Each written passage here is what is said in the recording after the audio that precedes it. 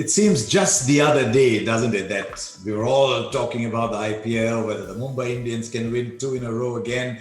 The IPL was, of course, played in the UAE, and now we're getting ready for another IPL. Well, for the first step of another IPL, which is the mini auction.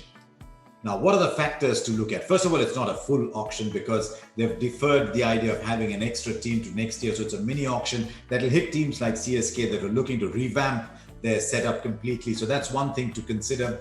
The second is, what does it clash with? So just a couple of things to point out there. Just recently, series announced a white ball series between South Africa and Pakistan that goes up to the 16th of April. And that will mean with the 6-day quarantine, I'm assuming it's going to be 6 days, some of the South African players may not be available to the 22nd, 23rd of April. We yet don't have a starting date, but I'm assuming that's at least 3 or 4 matches that will affect teams like the Mumbai Indians or Quinton de Kock at the top of the order, but especially Delhi Capitals, for whom Rabada and Nokia were so good in the UAE when it was played there. So that's one factor. The third, I've just been looking at the calendar, and there's a series starting on the 2nd of June between England and New Zealand. I don't know how rigid those dates are, but if that does happen, if there's a 14-day quarantine there, then a lot of the Rajasthan Royals players will be headed off there. A lot of the New Zealand players like Kane Williamson, like Trent Boult. I don't know, I wouldn't be surprised if Kyle Jameson, Tim Southey, players like those get a go. Maybe Jimmy Neesham again, Mitch Santner. So that could be a matter of concern. As of course, the fact that we don't yet know exactly where it's going to be. What we're hearing is that it could be around Mumbai with grounds like the Brabant Stadium, the Wankhede Stadium, DY Patil, and down the highway in Pune. So teams will have to maybe budget for those kind of conditions. So those are the things that teams will have to plan. Let's see where the teams stand now, given the players that they have let go. And we'll start with a team that I like very much. We'll start with the Chennai Super Kings.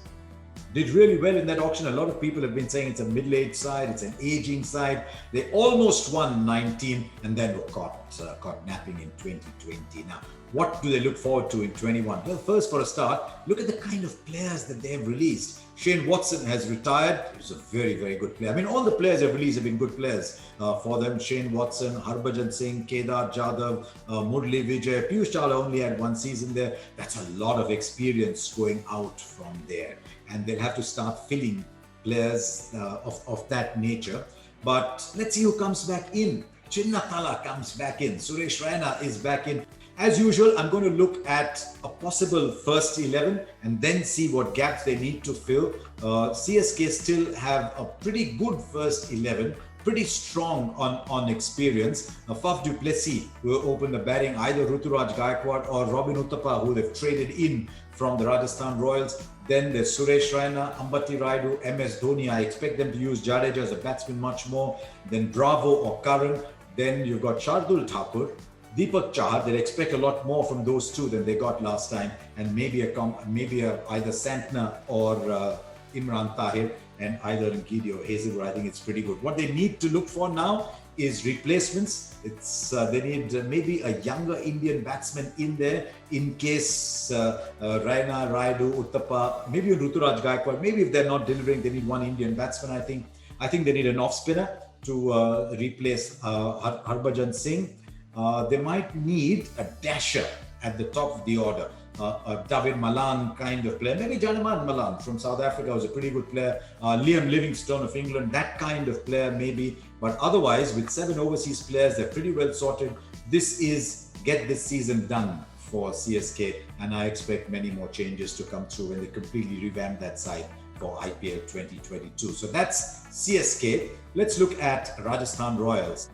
Let go Steve Smith. So they're looking for someone to bat in that middle order, assuming that either Stokes or Butler will go and open the batting. So they're looking for someone like that, maybe a Glenn Maxwell kind of player. But they've also let go a lot of fast bowlers, and they've got lots of positions to fill with the Royals because they've let go Ankit Rajput, O'Shane Thomas, Tom Curran, Varun Aaron, and traded out Robin Uthappa. So that's a lot of places to fill.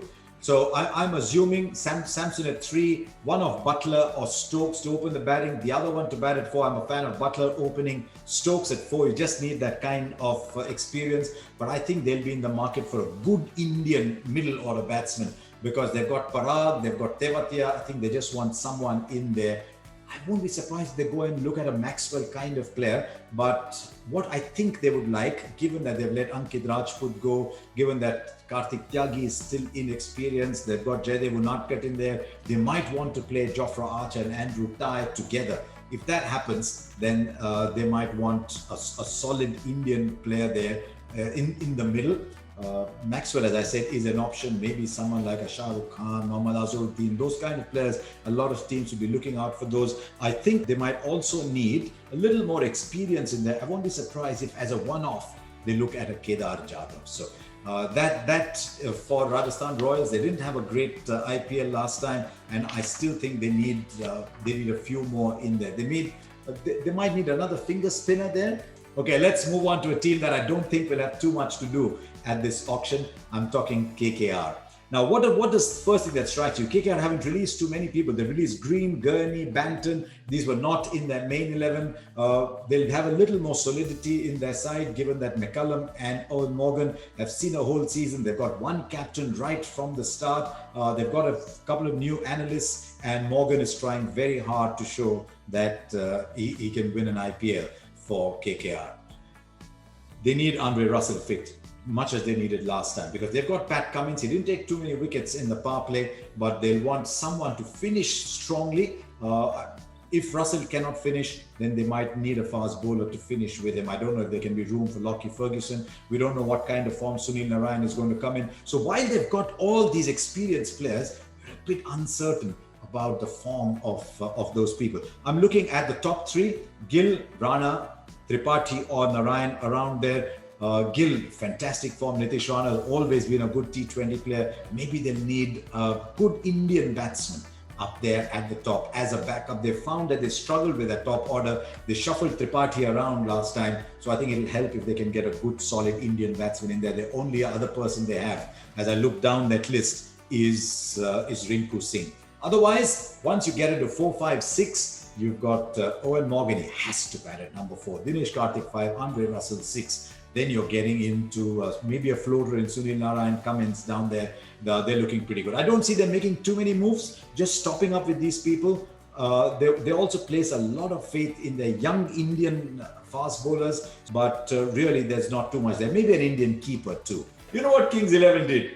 They just changed the curtains, they changed the scenery, they changed everything. Look who's gone out. Maxwell, Cottrell, Mujib, Villian, Neesham, Gautam, Karun Nair, Suchit, everyone's gone. They've only got 3 overseas players left: Gale, Pooran, Jordan. So basically they can go out and buy who they want. What kind of player do I think they're looking at? They're looking at an Indian middle order batsman. They're looking at a seam bowling all-rounder. They're looking at some good overseas quicks to go along with Jordan, because if you look down who they have for India, they've got Mohammad Shami, they've got Ishan Porel, they've got Arshdeep.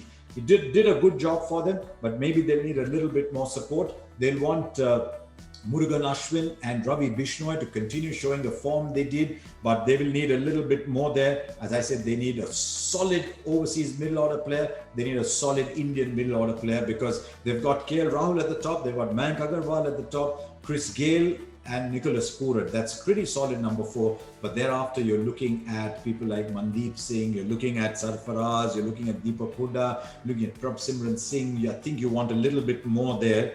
But yeah, they definitely need a lot more of their overseas contingent. And with the big budget that they have, I see Kings 11 being as active as I see KKR being selective. So there you are. That was the first round of teams. We'll do the other set on the next vlog.